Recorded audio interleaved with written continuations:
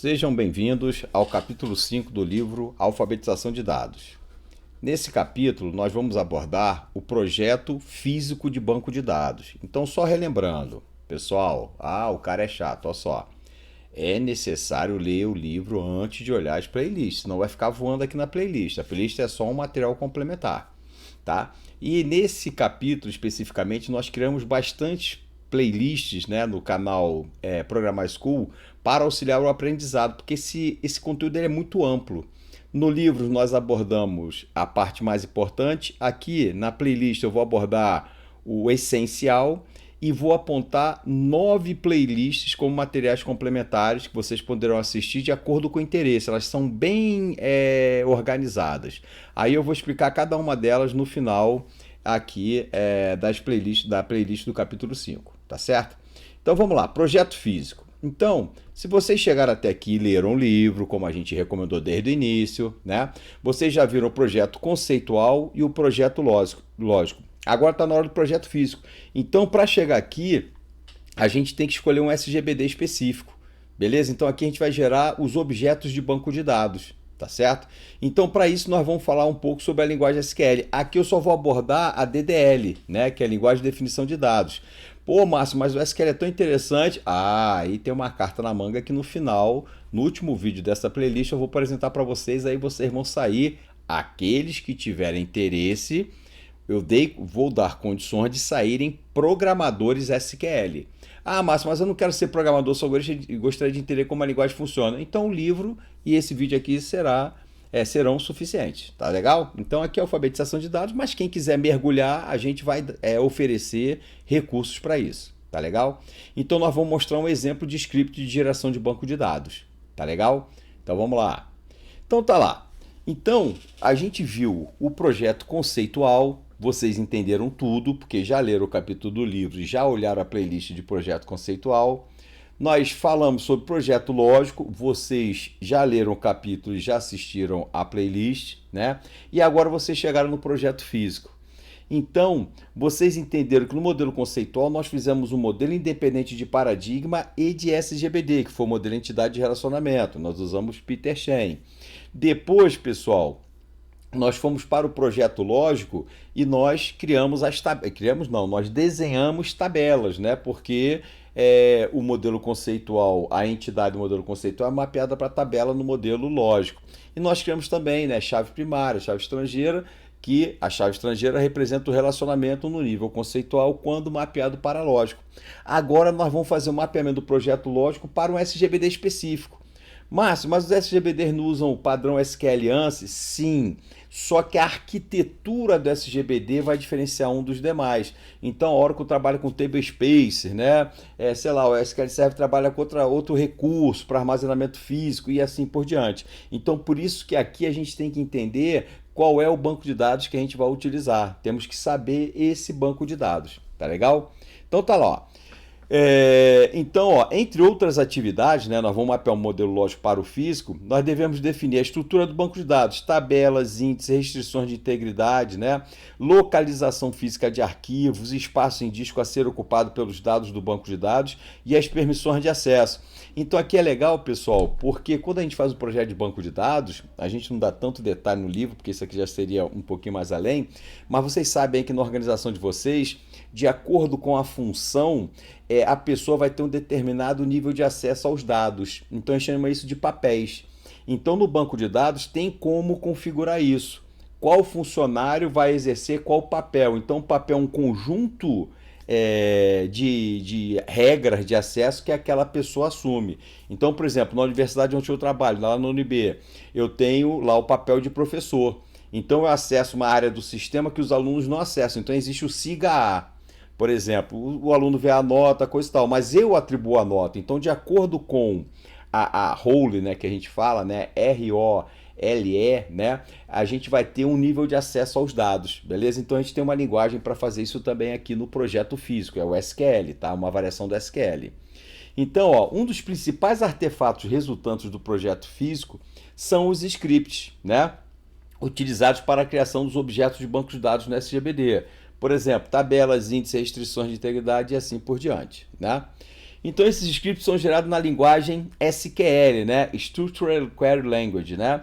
Então comum a todos os bancos de dados relacionais. Então o banco de dados relacional, se ele quiser ter um nicho de mercado, né? Ele tem que respeitar o padrão ANSI, que é onde a gente aprende. Mas eu falei, embora a gente aprenda o padrão ANSI, pessoal, todo banco de dados tem uma extensãozinha, tá? Tem uma linguagenzinha que é uma extensão do SQL, beleza? Então vamos lá, pessoal. Aí aqui a gente vai entrar lá no nosso projeto físico, né? Considerando já o projeto lógico que vocês já fizeram. Então é uma continuidade. Então olha só, aí os requisitos, pessoal, pô, vocês já estão enjoados aí, né? Pô, lá vai esse cara ler de novo lá, que toda pessoa cadastrada no sistema deve possuir CPF e tal. Mas é isso aí, pessoal, só para relembrar vocês os requisitos. Então nós vamos fazer o mapeamento do modelo lógico para o físico, ou seja, nós vamos criar a DDL, nós vamos usar o SQL para a geração das tabelas. A gente vai olhar o modelo lógico e vai gerar as tabelas, tá certo? Então tá lá, ó. Toda pessoa cadastrada no sistema deve possuir CPF e nome. E quando possível, deve se cadastrar, né, o sexo também. Ou seja, o sexo aqui é um atributo opcional. Cujos valores podem ser masculino ou feminino, nós vimos aqui para simplificação, né? Os pilotos devem cadastrar sua licença de voo e os passageiros da sua categoria. Então, pessoal, só para lembrar vocês, né, lá no modelo lógico, nós fizemos as tabelas, né? Pessoa, piloto e passageiro. Então, pessoal, agora a gente vai criar a DDL dessas tabelas. Então, primeiro nós vamos criar a DDL da tabela pessoa. Olha aqui o SQL, pessoal. Então a gente vai botar lá, ó, create table pessoa, CPF, vai achar isso aqui é o tipo de dado, né? Vamos dizer alfanumérico, né? Letras, por exemplo, né? Not null, ó, é um campo obrigatório, ó. O nome é not null, ó, e é unique, né? Então o que quer dizer com unique? Ele não pode ter repetições. Ah, mas ele é nem chave primário, tudo bem, mas eu quero um campo exclusivo. Agora olha só, olha o sexo não é not null, ó. Ele não é not null porque a gente falou quando puder coloca o sexo, beleza? E a gente não falou aqui, por exemplo, né, para exemplificar de maneira simplificada, que o sexo só podia ser o valor masculino e feminino. Para esse domínio aqui, pessoal, é simplificação, a gente não entra em guerra aí não, beleza? Então aqui a gente garante que quando for colocar um sexo aqui, ou vai ser masculino ou feminino. Ah, mas e quando a pessoa não quiser dizer seu sexo? Hoje é muito comum, né, pessoal, dizer assim, ó, você é do sexo masculino, feminino, né? Ou prefere não se identificar. Então, eu posso até colocar nada, que é o null, né? N-U-L aqui, porque ele aceita null. Mas se eu botar algum valor, ele só vai aceitar masculino ou feminino, beleza? É uma restrição de integridade, é uma restrição de domínio. E aqui eu estou dizendo, ó, a primary key, né, a chave primária é o CPF. Então, eu criei essa tabela. A maneira de criar essa tabela, pessoal, é rodar essa DDL aqui. Isso aqui é uma DDL, beleza? Então, a gente diz que isso aqui é o script de geração dessa tabela. Vamos ver as outras tabelas, pessoal. Então, tá lá, ó, a tabela piloto. Olha a tabela piloto. Vai ter o PCPF, que é varchar de 11 not null. Vai ter licença, aqui eu também estou obrigando a licença a ter sempre um valor único. E a primary key? A primary key, ó, é PCPF, tá vendo a chave primária. Ah, mas ele tem uma chave estrangeira, olha como é que eu crio chave estrangeira, ó. Foreign key, PCPF, ou seja, ela é uma chave estrangeira. Pô, mas se ela é chave estrangeira, ela tem que referenciar uma chave primária da tabela referenciada, né? Então isso aqui, ó, é uma chave estrangeira também e ela referencia o CPF lá em pessoa. Beleza? É a maneira de eu criar a restrição de integridade referencial. Ou seja, sempre que eu tiver um CPF aqui, eu tenho que garantir que ele existe aqui, tá certo? Senão eu teria um piloto que não é pessoa, beleza? Então, esses dois comandos aqui, essas duas linhas aqui, foreign key e references, eles garantem a restrição de integridade referencial, beleza? Vamos ver lá a tabela passageira. Não tem nem muito mistério, né, pessoal? Mesma coisa, ó, PCPF. Categoria, não obriguei, pode ser um cara sem categoria, não tem problema nenhum, não é obrigatório. Isso aqui é regra de domínio, né? Eu estou dizendo que a primary key é PCPF, ó, primary key, PCPF, e PCPF é foreign key também, ó, e referencia quem? O CPF lá na tabela pessoa, ó. Então isso aqui, para existir aqui, eu garanto que existe aqui. Garantir o quê? A restrição de integridade referencial, beleza? Facinho, né, pessoal? Muito fácil, né? Então vamos lá. Aí a gente tem, ó, deve se cadastrar também o telefone dos passageiros. Olha aqui o telefone, ó. Então eu vou criar uma tabela telefone com a chave primária número e a chave estrangeira PAS PCPF que referencia PCPF em passageiro. Como é que eu faço isso em SQL? Tá lá, ó. Create table telefone, ó, número, vai achar not null, né? Chave estrangeira também not null. Estou obrigando a ter uma chave estrangeira. Primary key, número, então é a primary key. E foreign key, PAS PCPF. E ela referencia quem? Passageiro PCPF. Então, para existir aqui, obrigatoriamente terá que existir aqui. Beleza? É uma restrição de integridade referencial. Bem fácil, né, pessoal? Então, vamos lá. Agora, ó, deve-se cadastrar dados do voo, número e data, né, e o respectivo piloto. Um voo é pilotado por apenas o piloto, porém um piloto pode pilotar vários voos. Então, olha só, a tabela piloto nós já criamos lá nos slides anteriores. Aqui a gente vai criar a tabela voo. Então tá lá, ó, create voo, ó, tem número, data e a chave estrangeira aqui que é PI PCPF. Então, ó, tudo é not null, eu obriguei. Ah, Márcio, mas nem sempre vai ter uma data. Então, tudo bem, tira isso aqui. Isso aqui eu estou obrigando, é campo obrigatório, beleza? Então, eu criei o número ó, inteiro. O data do voo é o tipo data, né? Date é data. E aqui, PI PCPF é varchar de 11, ele tem 11 caracteres. Primary key é número, tá lá.